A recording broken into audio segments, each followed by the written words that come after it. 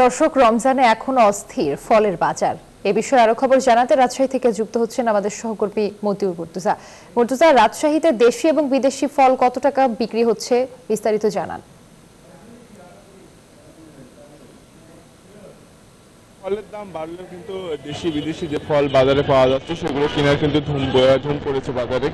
যারা রোজাদার রয়েছেন তারা ইফতারের জন্য দেশি বিদেশি নানা ধরনের ফল কিনছেন। আমরা এই মুহূর্তে আছি রাজশাহী সাহেব বাজারে। এখানে প্রতি কেজি আপেল বিক্রি হচ্ছে 300 থেকে 320 টাকা কেজিতে, আঙ্গুর বিক্রি হচ্ছে 300 টাকা কেজিতে, মালটা বিক্রি হচ্ছে 300 টাকা কেজিতে এবং নাশপাতি বিক্রি হচ্ছে 350 টাকা কেজি, বেদেনা 520 টাকা কেজি, ড্রাগন বিক্রি হচ্ছে 550 টাকা কেজি।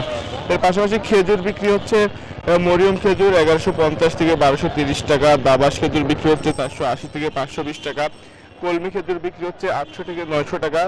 এর পাশাপাশি দেশি যেসব ফল রয়েছে এর মধ্যে পেয়ারা বিক্রি হচ্ছে 60 থেকে 70 টাকা কেজি, আনারস বিক্রি হচ্ছে 60 থেকে 70 টাকা কেজি, বড়ই 100 থেকে 120 টাকা কেজি, কলা বিক্রি হচ্ছে 20 থেকে 40 টাকা হালি, তরমুজ বিক্রি হচ্ছে 55 থেকে 65 টাকা কেজি, ডাব বিক্রি হচ্ছে প্রতি পিস 100 থেকে 130 টাকা।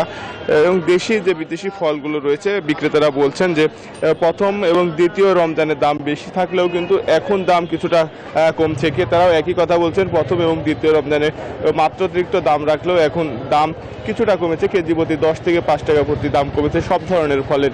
এই ছিল রাজশাহী থেকে সর্বশেষ রুয়া। মুর্তজা, আপনাকে ধন্যবাদ।